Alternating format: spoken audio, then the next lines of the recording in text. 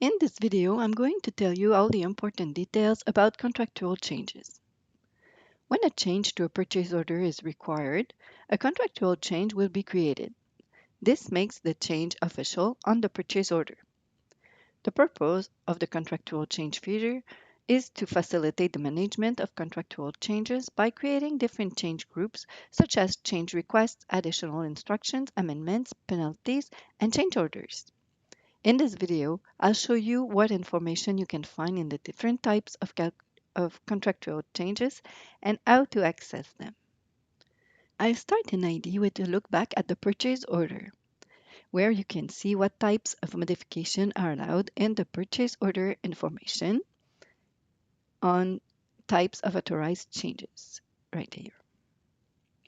Contractual changes are necessarily linked to a purchase order, and as mentioned in the video on purchase order, in the contractual changes section, we can see the contractual changes associated with it. So we have one change request approved, one in preparation. We have also one change order approved.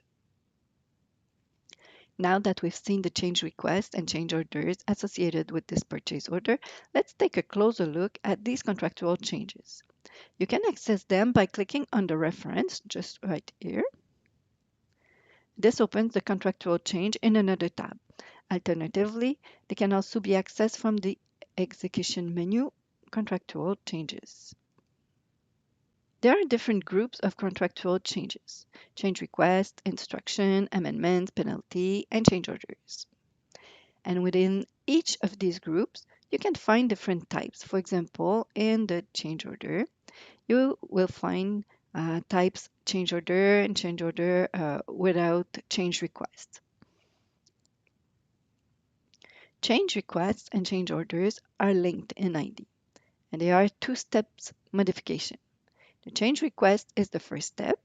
The change order is the second step, which needs to be associated with at least one approved change request. Several change requests can be associated with a single change order. The number in the square bracket next to each title indicates the number of changes for every type of changes. So to view a contractual change, let's go in the change request. We double click on the desired line to view the details. The description section shows, among other things, the purchase order to which the change is associated, the supplier, and the type and status of the change. The impact section can be filled in or not and shows the specialty associated with this modification as well as the delay in days caused by this change. The rows displayed in the cost section correspond to the budget items and allows to break down the cost of the change request. Just move the image over there. And we have three columns here, and these columns show the amount estimated, the amount submitted by the supplier, and the amount that is finally approved. It's possible that not all the columns are filled in, as the approved amount are those taken into account in the change order. It's also possible that you will see fewer rows than the budget contains. This is the case here. So I can even open this. So it's the case since lines with zero amount have been hidden. The total amounts for each column are displayed at the top of the section, just right here. In the linked modification section, you can see which change order is associated with this change request. You can also click on the title to open it in a new tab.